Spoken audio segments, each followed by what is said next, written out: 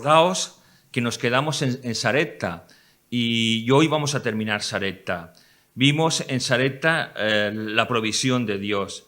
Vimos una nueva etapa en la vida de Elías, al igual que nuestras vidas también se caracterizan por etapas, ¿verdad? Hay momentos en los que parece que todo nos va de una manera increíble, hay momentos de dificultad, hay momentos en que despedimos a seres queridos, hay momentos de tristeza, de angustia, de dolor en nuestras vidas, ¿verdad? Pero son etapas por las cuales pasamos, en las cuales la gracia de Dios está contigo y conmigo. La gracia de Dios nos sostiene en medio de la angustia, en el momento de la dificultad, y podemos, cada uno de nosotros, refugiarnos en los brazos de nuestro Dios. Es ese Dios que tuvo provisión para Elías, que tuvo provisión para la mujer que se encontraba en Sarepta junto con su hijo, en esos momentos difíciles que deseaba abandonarse y morir. Y la verdad es que vemos que empieza la convivencia de Elías con esta mujer y con su hijo. Y la verdad es que era una situación extraña en la cual ese hombre estaba pasando, al igual que tú y yo en estos momentos es una situación extraña, ¿verdad? No tenemos ni idea de lo que va a suceder mañana, no tenemos ni idea de lo que nos va a pasar, pero sabemos una cosa que Elías sí sabía, y es que tú y yo estamos bajo el amparo de Dios. Al igual que Elías estaba bajo el amparo de Dios, todo su mundo, el mundo de Israel, el mundo de Fenicia, era un caos. Había hambre, había dolor, había crisis, había amargura, y no sabían lo que iba a suceder al día siguiente. Pero un hombre y unos cuantos más confiaban en el Dios Todopoderoso, el Dios de Israel. Y me gustaría que fuéramos a la lectura de esta mañana y la encontramos en el libro Primera de Reyes, en el capítulo 17, y vamos a leer los versículos que van comprendidos entre el 16 y el 24. Primera de Reyes, capítulo 17, versículos del 16 al 24.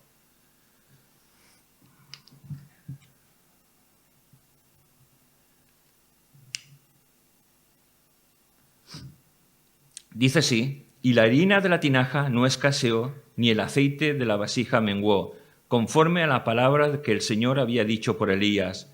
Después de estas cosas aconteció que cayó enfermo el hijo del ama de la casa, y la enfermedad fue tan grave que no quedó en él aliento.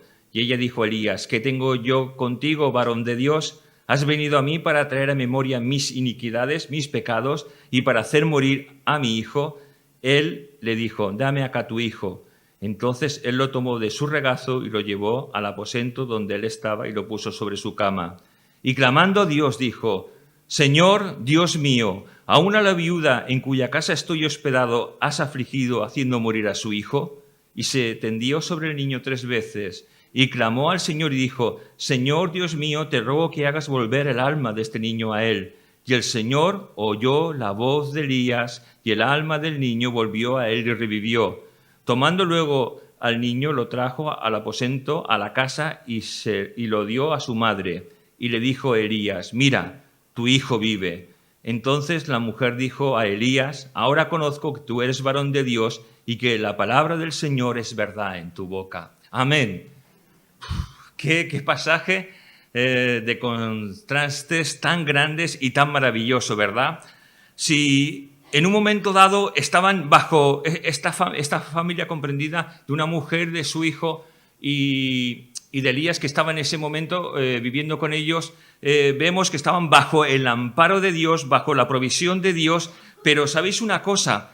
A veces vienen las dificultades, vienen los problemas, y esta mujer que estaba viendo la provisión del único Dios, del Dios verdadero, estaba experimentando con la muerte de su hijo sensaciones muy extrañas, como las podemos sentir cada uno de nosotros. Y es que muchas veces pasamos por esos momentos de tanta bendición y después nos encontramos con momentos de tanto dolor que muchas veces no sabemos afrontar. Pero tenemos que recordar lo que significaba Sarepta. Y Sarepta, acordaos, es casa de fundición, es decir, donde el oro es refinado. Y es el momento en el que la vida de esta mujer y la vida de Elías iban a experimentar cambios tremendos para que Dios se glorificara en ellos y para que vieran la gloria de Dios en sus vidas. Y es que Dios tenía que trabajar de una manera increíble en la vida de esta mujer, porque esta mujer, a más, tenía su propia creencia. Su creencia era Baal, el Dios que habían aceptado los israelitas como el único Dios de todo Israel. Algo tremendo. Pero fíjate, tenemos que recordar un poco, antes de entrar en esto, tenemos que recordar algunas cosas. Tenemos que recordar que esta mujer, en un momento de desesperación y de angustia, en los que solo tenía un poquito de aceite, un poquito de harina, y que quería hacer pues iba a coger unos leños para poder hacer esas tortas de pan y dejarse morir, vemos que llega un extraño a su encuentro, un extraño. Y ese extraño, ¿sabes una cosa? Cambia la vida de esta mujer, cambia la vida de su hijo. La verdad es que si me gustaría mirar un momento a esta mujer y analizarla, ¿y por qué? Para que veamos el poder de Dios en su vida, porque tal vez había experimentado sufrimiento, había experimentado dolor, como muchas mamás que no tienen un marido, había tenido que ser papá y mamá. Su marido seguramente habría muerto y la alegría de su vida habría desaparecido. Tal vez su situación era un tanto de amargura interna, como nos pasa muchas veces cuando empezamos a perder cosas y cuando todo no nos va muy bien. Hay algo que surge de nuestro interior y es la amargura. Lo que el enemigo quiere, que vivamos en amargura. Pero, ¿sabes? Lo contrario es lo que Dios quiere. Que vivamos con esperanza. Que vivamos con nuestra fe depositada en el Señor. Y un extraño que se acerca a ella y empieza a hablar y le pide que haga primero para ella un poco de pan y que después se hagan, y dice que de parte de su Dios, del Dios verdadero, del Dios de Israel, no le va a faltar alimento, no va a faltarle nunca nada, porque Dios es su provisión. Pero fíjate, si tú y yo fuéramos esta mujer, que no conocemos al Dios de Israel, pensaríamos, este hombre es un loco. ¿O no? ¿Qué está diciendo?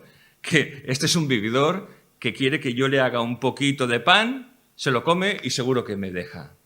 Pero ¿sabes una cosa? Cuando los hijos de Dios vivimos en armonía con Dios, yo creo que transmitimos el poder de Dios, transmitimos la alegría de Dios, transmitimos el gozo de Dios, transmitimos la seguridad que Dios hace a nuestras vidas. Y así es la provisión de Dios en nuestras vidas, de una manera milagrosa, de una manera que no entendemos. Y la gracia de Dios está ahí, en manos de un extraño, bendiciendo nuestras vidas. Qué maravilla, ¿verdad? Y es que Dios puede utilizar cualquier cosa para bendecir nuestras vidas, nuestros corazones. Yo creo que los hijos de Dios olvidamos algo muy a menudo, y es que los unos a los otros tenemos que sernos de bendición. De que no es cuestión muchas veces de venir a los cultos, sino de experimentar que somos familia, de experimentar que somos uno en Cristo Jesús y que nos tenemos que bendecir y que nos tenemos que ayudar y que nos tenemos que preocupar los unos de los otros. Y esto era lo que este hombre llamado Elías iba a hacer en la vida de esta mujer. Iba a bendecirla bajo el poder de Dios. Y fue un instrumento en las manos de Dios. ¿Sabes? Ojalá tú y yo seamos Elías, instrumentos en las manos de Dios, instrumentos de bendición, instrumentos para que el poder y la mano de Dios se manifieste de una manera tremenda en nuestras vidas. Pero fíjate, no todo ha sido provisión de Dios, no todo ha sido alegría, seguridad, estabilidad. Ahora viene el momento, como viene muchas veces en nuestras vidas, el momento del dolor. Y la verdad es que yo no sé si te ha pasado a ti. Hay momentos de nuestra vida en que nos sentimos tan afortunados, nos sentimos tan bendecidos por parte de Dios. No sé si te ha pasado alguna vez que a veces incluso sientes un poco de miedo de que todo se te tuerza.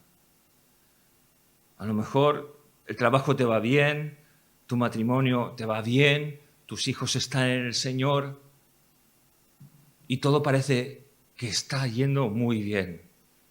Y a veces nos viene ese temor, ¿no? Como decir, caray, ¿y si algo se tuerce? ¿Y si mi mujer se va con otro? ¿Y si mi hijo se muere? ¿Y si mis hijos no son tuyos, Señor? Caray. Yo creo que son cosas que muchas veces nos planteamos, pero yo creo que lo que dice la palabra de Dios, ¿y sabes lo que dice la palabra de Dios? Que cada día trae su propio afán. Que disfrutes del momento que tienes ahora. Y aunque son mis palabras, yo quiero ser bíblico. Mira, voy a ir al Antiguo y al Nuevo Testamento. Mateo capítulo 6, versículo 34, dice, así que no os afanéis por el día de mañana, porque el día de mañana traerá su propio afán, basta a cada día su propio mal. No te afanes por lo que vendrá mañana, disfruta de este momento que tienes. Si es malo, pues considera, si es bueno, pues gloria a Dios y regocíjate en ese día, porque el mañana no lo conoces ni tú ni yo, solo lo conoce Dios. Por lo tanto, disfruta de lo que tenemos ahora. Disfrutemos de este momento en que podemos estar reunidos para alabar y bendecir el nombre de Dios. Disfrutemos de este momento que podemos escuchar su palabra. Disfrutemos de este momento que podemos cantar cánticos al nombre de nuestro Señor. Y en Eclesiastés 7:14 dice, en el día del bien, goza del bien, y en el día de la adversidad, considera. Dios hizo tanto lo uno como lo otro, a fin de que el hombre nada halle después de él. Caray, considera en el día del dolor, en el día de la angustia y en el día del bien, alégrate en tu Señor, en nuestro Señor. Qué maravilla, ¿verdad? Mira, y me gustaría ahora centrarme en esta mujer por un momento, porque era una mujer que había experimentado, que estaba experimentando antes de conocer a Elías el dolor, la dificultad. Mira, estaba experimentando lo que era la muerte de cerca, al igual que nosotros estamos experimentando lo que es la muerte de cerca, porque hay personas, hermanos nuestros, que han partido con el Señor y eso está muy cerca de nosotros, y los que no son hermanos nuestros, que han partido delante de la presencia de Dios, pues hemos podido ver cómo este virus ha matado a tantas personas, ¿verdad?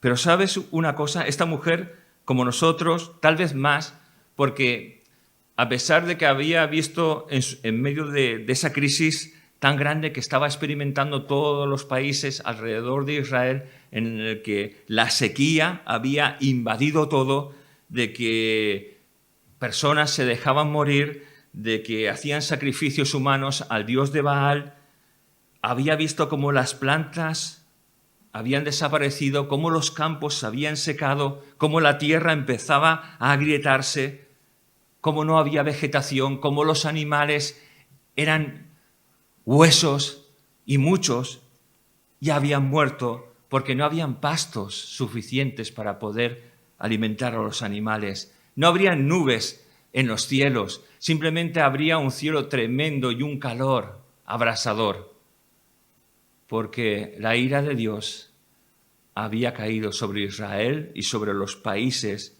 que hacían abominaciones delante de Dios. ¿Sabes? En la antigüedad, las viudas eran personas marginales, es decir, nadie se ocupaba de ellas, ¿no? Generalmente, si tenías familiares, pues se podían preocupar un poquito de ellas, pero a las viudas, y sobre todo con hijos, la familia las quería bien lejos. ¿Sabes por qué? Porque eran una carga. Y cuanto más lejos, mejor. Pero fíjate, en la ley de Dios es todo lo contrario, porque Dios quiere que se ampare y se respete a las viudas y sobre todo a los huérfanos. Y para ello me tengo que ir al Antiguo Testamento y al Nuevo Testamento, porque es algo que tenemos que aprender como hijos de Dios. También es importante lo que la palabra de Dios nos quiere enseñar en esta mañana. Salmo 146, versículo 9. Salmo capítulo 146, versículo 9 dice: el Señor guarda a los extranjeros, al huérfano y a la viuda sostiene, y el camino de los impíos trastorna. Dios ampara a las viudas, Dios ampara a los huérfanos. Y si tú has sido huérfano y si tú has sido una viuda, estoy seguro que has podido ver la mano de Dios sobre tu vida. y cómo Dios ha cuidado de ti y de tu hijo y de tus hijos, o cómo, hijo, Dios ha cuidado de ti. Estoy seguro de ello. Primera de Timoteo, vamos al Nuevo Testamento. Primera de Timoteo, capítulo 5, versículo 3. Honra a las viudas, que en verdad lo son. Honra a las viudas. Es el deber de los hijos de Dios honrar a las viudas, de guardarlas, de cuidarlas. Santiago 1, 27 nos dice, fijaos lo que nos dice, la religión pura y sin mácula delante de Dios el Padre es esta: visitar a los huérfanos y a las viudas en sus tribulaciones y guardarse sin mancha del mundo. Lo que aquí Santiago, el hermano de Jesús, está diciendo, que la religión pura es cuidar de los demás como tú quisieras que te cuiden a ti, cuidar de los huérfanos, cuidar de las viudas y sobre todo, guárdate del mundo, sin mancha. Vive para Dios, honra a Dios con tu vida, deja que Dios sea el centro de tu vida. Me gustaría ahora mirar por un momento al hijo de esta mujer. Y estoy seguro que como un niño, un adolescente, sería un tanto curioso. Más de una vez habría subido a la parte alta de esa casa donde Elías vivía, donde Elías estaba. Seguramente alguna vez lo habría visto orar, habría visto cómo hace un devocional, incluso podría ser que hubiese participado con él alguna vez orando a ese Dios que hasta hace poquito no conocían para nada. No pasa nada, no pasa nada. Pero, ¿sabes una cosa? Este niño de repente empieza a enfermar y de un momento a otro se muere. ¿Sabéis qué golpe tan grande sería para esta mujer? ¿Qué golpe también para Elías, que estaba representando, que era el representante del Dios verdadero, del Dios de Israel? Estaba hospedado en la casa de esta mujer y de pronto se muere. ¿Sabes una cosa? Si analizamos todo el contexto histórico, todo el contexto entre las creencias paganas y la creencia del Dios verdadero, esto parecería una guerra de dioses, entre las cuales el Dios verdadero, el Dios de Israel y Baal estaban enfrentados. A lo mejor este era el pensamiento de esta mujer. Esta mujer no era una mujer creyente en el Dios de Israel, tenía su propia religión que era el Dios Baal. Estaría muy confusa dentro de sí. Por lo que vemos aquí, ella pensaría, este Dios de Israel ha desolado la tierra, la ha dejado sin ser fértil, sin dar su fruto, y ahora a lo mejor me ha castigado a mí, tal vez por honrar al Baal. Tenemos que recordar quién era este Dios llamado Baal. ¿Sabes? Era el Dios de la fecundidad, de la fertilidad, pero era el Dios de la lluvia y el trueno. Caray. ¿Y sabes una cosa? El Dios verdadero, nuestro Dios, ataca los atributos de este Dios para demostrar que es algo falso, que es algo inventado por los hombres. ¿Y cómo lo ataca? ¿Baal es el Dios de la lluvia? No va a llover. Caray, ahí tienes la respuesta. No lloverá hasta que el Dios verdadero lo vuelva a decir. Fíjate, era el Dios del trueno. Es decir, cuando vemos un trueno cae un rayo y ese rayo cuando cae prende fuego, ¿verdad? No habían rayos, no habían truenos.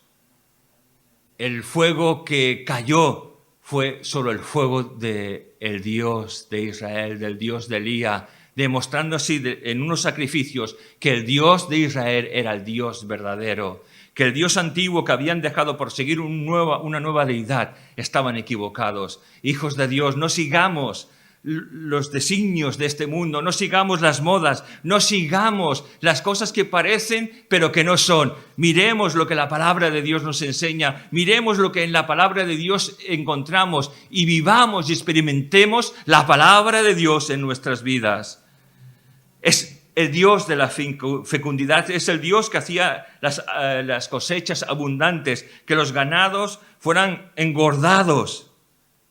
También era el Dios de la depravación y de la inmoralidad y de los sacrificios humanos. Pero por más ritos que pudieran ser, la tierra no iba a dar su fruto. Los animales no iban a ser fructíferos y engordados, porque el Dios verdadero había cerrado los cielos y había castigado la maldad de los hombres. Caray, ¿sabes una cosa? De toda esta historia me llama también algo mucho la atención. Aquí está ocurriendo algo que es contra natura, y es que un padre entierra a su hijo. Generalmente son los hijos que tienen que enterrar a sus padres, porque esta es la ley de la vida, esta es la ley que Dios ha creado. Imagínate, porque tenemos que meternos en esa historia, tenemos que intentar previsualizar esta imagen que hemos leído de la mujer con el hijo en sus brazos, pero con el hijo muerto. Qué duro, ¿verdad? Qué momento tan difícil. Y la mujer, en un momento de reproche, porque cuando nos pasa cosas, a veces perdemos nuestra razón, y le reprocha a Elías: has venido, para que podamos entender un poquito lo que aquí pasa, es como si la mujer le dijera: has venido tú a buscarme, yo no te he buscado a ti. Y encima, que yo te he ayudado en su momento, sí, tú me has bendecido con la historia de tu Dios, pero mira lo que has hecho ahora. Es que por mis pecados, es que ha muerto mi hijo. Caray. ¿Sabes una cosa? Yo a veces he oído a creyentes como nosotros decir: si te va mal en la vida es porque hay algo en tu vida que no está bien. Si estás enfermo es porque has pecado. Si no tienes dinero es porque has pecado. ¿Sabes? Esto es una mala praxis. Esto no es entender que tenemos un Dios de amor y de misericordia. Fíjate lo que te voy a decir. Es verdad lo que dice la palabra de Dios, que Dios al que ama disciplina. Es verdad que si juegas con fuego te vas a quemar. Pero no todo es un castigo de Dios, porque la vida ya tiene sus verdaderos problemas que nos vienen, porque la palabra de Dios dice que el sol sale sobre justos e injustos. Si nosotros somos justos, ¿qué culpa tenemos de que un virus, de vernos así, por culpa de un virus? ¿Verdad que no tenemos ninguna culpa? Pero la palabra de Dios dice que todo lo que sale, todo lo que acontece, sale sobre justos e injustos. En los injustos, ellos no tienen lo que tú y yo tenemos. Y sabes, lo que tú y yo tenemos es algo maravilloso. Es la seguridad absoluta de que Dios es el Dios de nuestras vidas, de que si nos pasa algo, de que si morimos, vamos a la presencia de Dios. Y si vivimos y estamos aquí, pues gloria a Dios, ¿verdad? Nuestras vidas están en las manos de Dios. Entonces, no hay nada que temer. Pero esta mujer empieza a echarle cosas en cara a Elías. Y ahora me gustaría mirar a Elías para ir ya finalizando en esta mañana. ¿Sabes? Cuando alguien nos ataca, generalmente, ¿qué hacemos tú y yo? Enfrentarnos, defendernos, ¿verdad? ¿Sí? ¿Amén? Estáis ahí, ¿verdad? Gloria a Dios. Estáis ahí. Yo pensaba que ya estabais dormido. Como... Bueno, pues Elías no hace esto. No sale el orgullo del hombre, nuestro orgullo, diciendo encima que... Porque si yo me pongo en la mente de Elías, pues y estoy seguro que tú también, podías pensar, ¿qué estás diciendo, mujer? ¿Estás tonta? Si es que yo he bendecido tu vida, yo he bendecido tu casa, pero no dice nada de eso. No le reprocha nada, no le dice insensata, no le dice nada. ¿Sabes? En este hombre sale algo que tú y yo tenemos que tener. Los frutos del Espíritu Santo. ¿Sabes? Sale uno de esos frutos del Espíritu Santo que se llama benignidad. Benignidad, caray, es un poquito así difícil, ¿verdad? Eso lo encontramos en el libro de Gálatas, en el capítulo 5, si lo queréis leer en casa, de versículos del 22 al 23. Y la benignidad nos está hablando, para que lo podamos entender, que Dios es bueno y que siempre Dios actúa queriendo lo mejor para sus hijos. Y eso nos tiene que enseñar y saber que Dios es bueno. No podemos dudar. A veces he visto a creyentes dudar de la bondad de Dios, de que Dios es bueno. Y yo me pregunto, si tú crees en Dios, ¿cómo puedes dudar de que Dios es bueno? Dios es bueno siempre. Aunque pierdas cualquier cosa, aunque pierdas tu marido, aunque pierdas tu mujer, aunque pierdas tus hijos, aunque te quedes sin nada, Dios es bueno. Y Él sabe lo mejor para nosotros. La benignidad nos habla de eso, de que Dios es bueno y de que nosotros tenemos que ser como Dios. Buenos. Dejarnos llevar por el gozo de Dios, dejarnos llevar por los frutos del Espíritu Santo que tienen que ser una realidad en tu vida y en mi vida. Mira, en el devocional que regalamos en uno de los estudios que hicimos, que se llama Buenos días con buenos amigos, Charles Swindoll, hablando de Elías y hablando de este momento en particular, dice algo que os quiero decir porque es que me gustó mucho lo que este hombre dice, que la actitud de Elías es la marca de algo que fue hecho en el cielo. No sé si lo entendéis, es la marca de algo que Dios ha hecho para que en la vida de Elías se mostrara a los demás. Y cuando dejamos que la benignidad surja de nosotros, es algo forjado en el cielo. Qué maravilla, ¿verdad? Que la gloria de Dios se pueda transmitir a través de nuestras acciones. Oh, cuando vamos en el coche, ¿verdad? Y uno se nos cruza. ¿Dónde está nuestra templanza? ¿Dónde está nuestra benignidad? ¿Dónde está nuestra bondad, nuestra paciencia?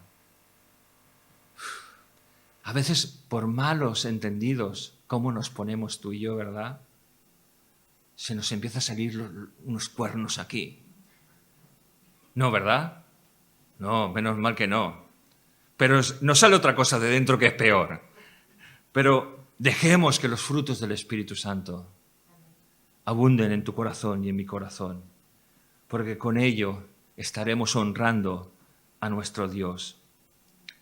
Fíjate, cuánto dolor, cuánta amargura estaría en la vida de esa mujer, y Elías deja que la benignidad salga para bendecir a esta mujer. Es algo tremendo, porque estoy seguro que tú y yo lo que intentaríamos es consolar a la mujer, a esta viuda que acaba de perder a su hijo. Trataríamos de consolarla, intentaríamos con métodos a veces psicológicos intentar hablar de las fases del duelo, o a lo mejor intentar con las cosas de la palabra de Dios. No sé cómo actuaríamos. Es una situación muy difícil. Pero fíjate,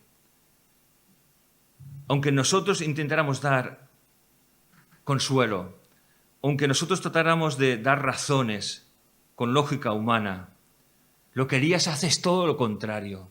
Dice, dame tu carga, dame a tu hijo. Y es que coge al muchacho y se lo lleva a su habitación. ¿Sabéis lo que está haciendo? Está llevando la carga de esta mujer. Y es lo que Dios muchas veces nos está diciendo a ti y a mí. Dame tu carga, dame tu situación, porque yo quiero obrar en tu vida, porque yo quiero bendecirte, porque yo quiero hacer algo nuevo, vivificador, refrescante en tu vida. Hijos de Dios, tenemos que dar nuestras cargas a Dios, tenemos que dar nuestras preocupaciones, tenemos que dar a Dios nuestras expectativas, tenemos que dar nuestra vida al Señor para que Él se glorifique en nosotros. Dame tu carga. Y es que Elías sabía que su Dios es el Dios de los milagros. ¿Tú sabes que el Dios en el que crees es el Dios de los milagros? Es el Dios que puede cambiar tu situación de la noche a la mañana, que puede solucionar tus problemas si así Él quiere. Dios tiene todo el poder para cambiar cualquier situación. Dios, nuestro Dios, es el Dios de los imposibles. Porque para lo que el hombre es imposible, para Dios es posible. Qué maravilla, ¿verdad? Y fíjate, y yo creo que desde que hemos hablado de Elías, no nos hemos cansado de decir el versículo que encontramos en Lucas 1:37, porque para Dios nada es imposible. ¿Sabes? Esto lo tendríamos que tener aquí. metido en nuestra mente, saber que para Dios no hay nada imposible y que se acontece lo contrario, como los amigos de Daniel. Dios es soberano para hacer en nuestras vidas lo que quiera. Dios es Dios y nosotros simplemente somos sus hijos, somos sus criaturas. Y Él sabe lo mejor para cada uno de nosotros. Fíjate, esta es la primera resurrección que encontramos en la palabra. Es la primera, no ha habido resucitado ninguno más. Hasta entonces hay otro resucitado por la mano de Eliseo y después por nuestro Señor Jesucristo. En total, solo en la palabra de Dios encontramos 6 resurrecciones. Y esta es la primera, en la cual un hombre que se deja utilizar por Dios rompe todas las reglas naturales para dejar que el poder de Dios se manifieste. ¿Y sabes una cosa? Dios puede hacer de nosotros cosas maravillosas. Dios puede obrar milagros y maravillas en tu mano y por mi mano. ¿Sabes? Coge Elías a este muchacho y lo lleva a su habitación. Y no hace como muchas veces vemos, ¿no? En el nombre de Jesús, levántate. No hace. Lo primero que hace es acudir a Dios. Pero cuando acude a Dios, fíjate, estamos viendo que Elías está preguntando a Dios en su oración, Señor, ¿por qué ha pasado esto? Porque no lo entiendo. Pero no pide una explicación. Simplemente él dice, no lo entiendo, pero te suplico que hagas un milagro. Qué maravilla, ¿verdad? Y vuelve otra vez y se echa sobre este niño 3 veces y nos dice la palabra que clama, es decir, de lo más profundo de su corazón. Se funde en ruego, en petición, en clamor delante de Dios para que Dios obre un milagro. Y hay algo maravilloso que nos dice, y es que Dios escuchó la voz de Elías. Qué maravilla, ¿verdad? Dios escuchó la voz de Elías. Pero, ¿sabes? Muchas veces nosotros, no sé si te pasa a ti, yo creo que a mí me pasa, ojalá no te pase a ti, cuando hablamos con nuestro Dios, hablamos a veces de una manera tan superficial, pedimos de una manera tan, no sé. Y sinceramente, analizando esta escritura, creo que en mi vida, no sé si en tu vida, me falta clamor, me falta súplica, me falta el ir delante de la presencia de Dios y suplicar que Dios obre un milagro. ¿Sabes? Tenemos a veces tantos problemas y pedimos, Señor, y ya está. Pero hijo de Dios, si tenemos problemas de verdad, vayamos a Dios con toda súplica, con toda oración, con intercesión, como hace Elías. Solamente suplica que Dios haga un milagro, porque él sabe que Dios tiene todo el poder para hacer un milagro. Y sabes, cuando Dios escuchó y obró ese milagro, lo más maravilloso, lo que más me impacta de esta lectura es que cuando se va a la mujer y le dice, mujer, tu hijo vive. Qué maravilla, ¿verdad? Mujer, tu hijo vive. Y es que nuestro Dios es el Dios de los milagros.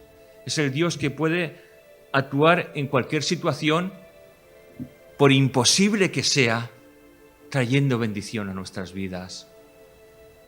Vamos a acabar en esta mañana haciendo una oración, presentándonos delante de la presencia de Dios para que Dios tome nuestras cargas, como Elías tomó la carga de esta mujer, como Elías después depositó su carga en los brazos de Dios. Esto nos enseña a ir delante de aquel que puede llevar nuestras cargas para bendecir nuestras vidas.